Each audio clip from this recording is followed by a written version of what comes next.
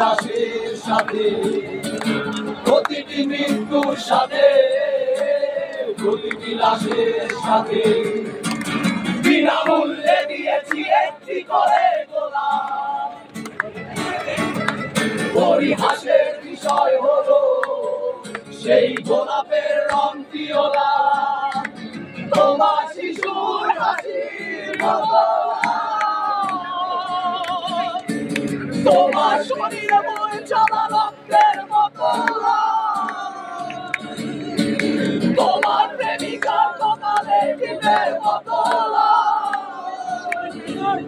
আমরা